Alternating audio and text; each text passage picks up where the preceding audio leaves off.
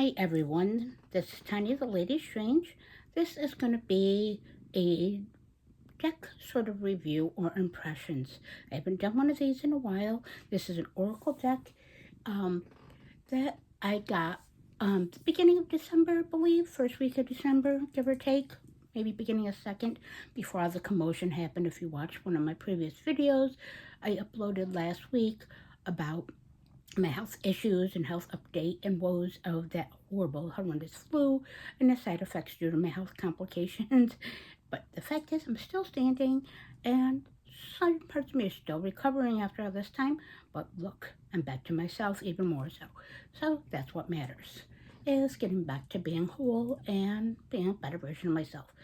So, with that being said, I have a cat in my lap that's very needy, that likes to have attention or be in videos that she's filming. So if you hear that, that's Willow. Yes, filming in my living room as my outer room is cold. So, yes. So this is brought to you by Tanya and Willow today. This deck is, I call her, as many of my decks I give affectionate nicknames due to songs, icons, different things that appear to me, or appeal to me, should I say, in my magic, my practice, and just overall, after all, each their own, and to what lights one's up and brings magic, spiritual, and brings that light into one's life, the dark and in between, as everything is one, there's not one without the other, they are both. And recognize both is empowerment and truth. So the deck I am showing impressions of, I can't show the whole thing.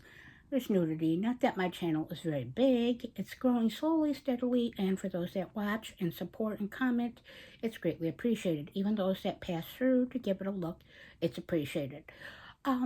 But I have had several deck unboxings and reviews with decks that have a lot of nudity. I don't have a problem with nudity. I've said it many times. I think it's fine, especially artful nudity and manipulated art and photography. It is another form of art. There's a difference, like I said, between porn has its place. I'm a goof. And, of course, art and other things, and then inappropriate stuff. I don't believe any of that's inappropriate. There's many things out there that are, and that YouTube does allow, but we're not going to get on that tangent. But I did separate this out to be a bit more respectful to my viewers and to conform with the policy and whatever. But this deck has a lot of nudity in it, so there's a little bit less than half, so more than enough cards to show you and give you an idea. This is the 3 Red Moons by Burning Paper Hearts by Chris Madsen. This is the 3rd deck in his repertoire of his creation of his beautiful art and manipulated photography and witchcraft decks. The 3rd one. The first one being the Witch's Tarot, which I love. The second being the 3 Black Moons, which I do work with black moons when they come about in that moon phase. So that's why I love the name. This is 3 Red Moons. I saw this and I fell in love with this. This is much darker than the 3 Red Moons. The 3 Red Moons is beautiful. They're similar, excuse me, my voice being funny again. So there's similar imagery and photography, I noticed, and somewhat of a similar voice. This one's darker though.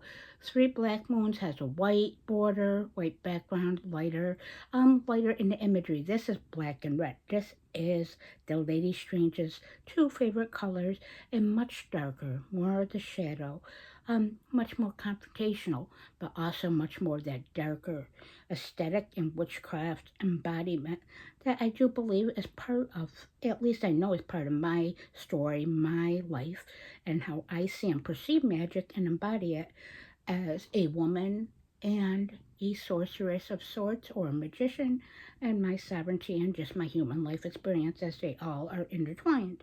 So this deck is beautiful. This is a great box. It's one of those like clamshell ones. As you can see, here's the back if you want to pause and read quick.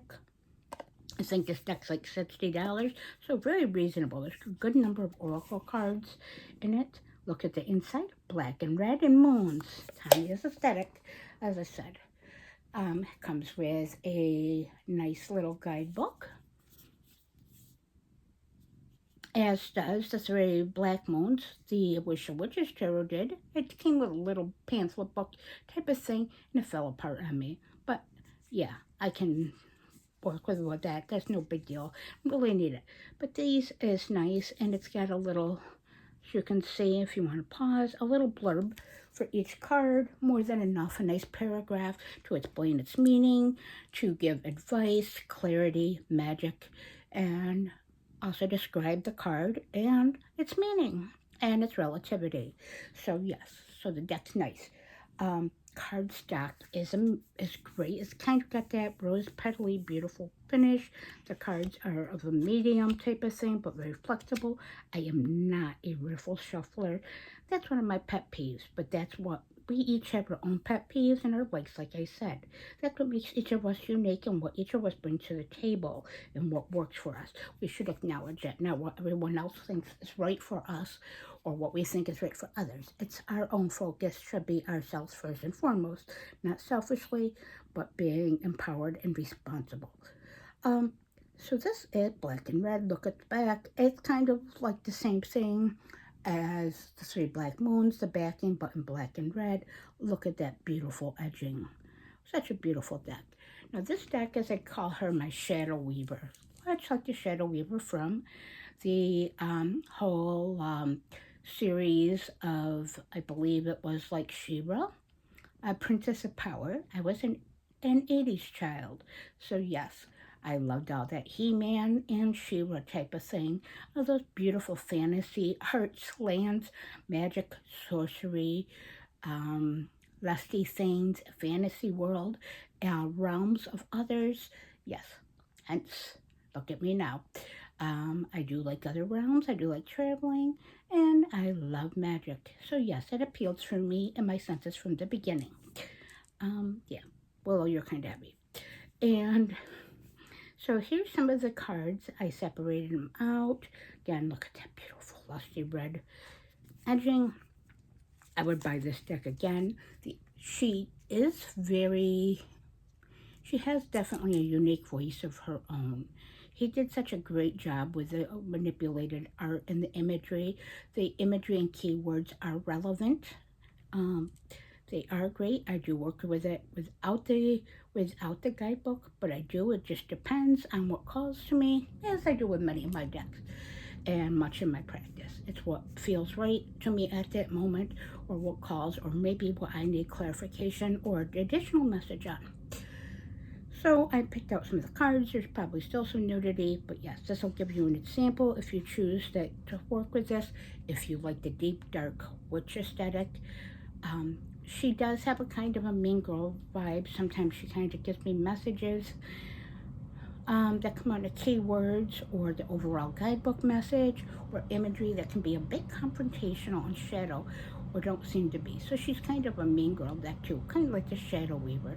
The Shadow Weaver from that series, as I mentioned before, she was once a beautiful, like, magician, and then she went to the dark arts, the wonderful lusty, as sort of a black magician, and hence she became the Shadow Weaver, and her form changed. But I actually enjoyed her very much. Her voice, the crazy aesthetic, the darkness, the deviance, and all of the above. Yes. So, good times. So here's some of the images.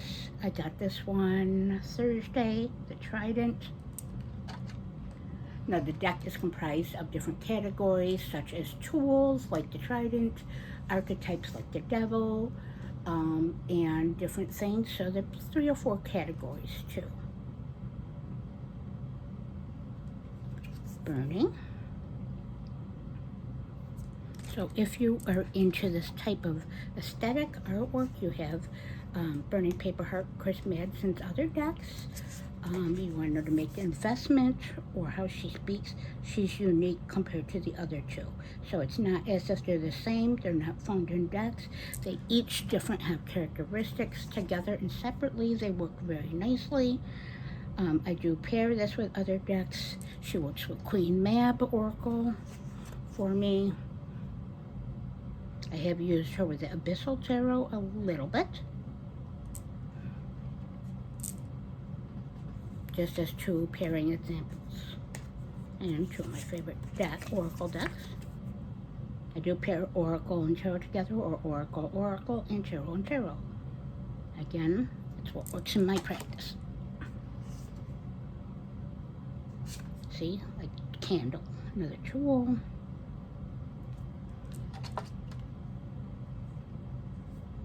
I love this card.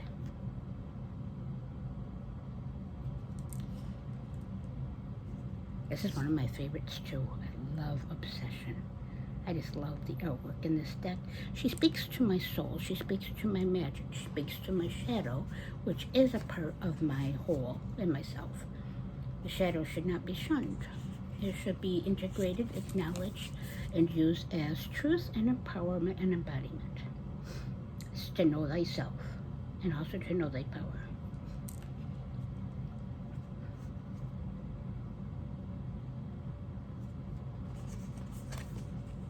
Where's the serpent?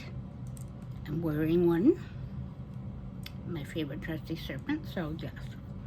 The serpent is a big, integral, central archetype and part of my magic for many reasons and layers. Sorry, they stick together a little bit still. The skull.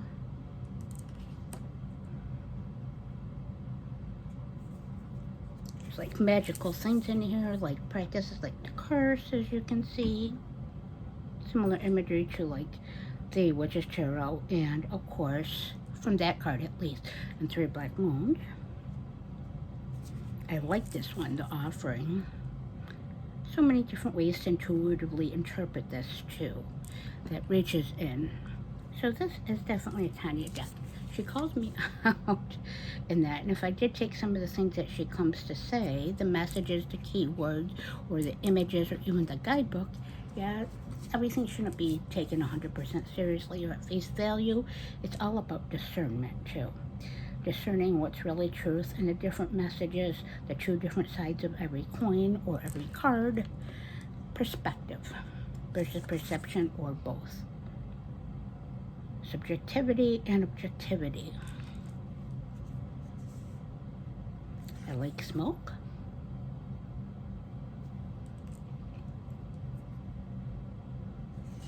Armor.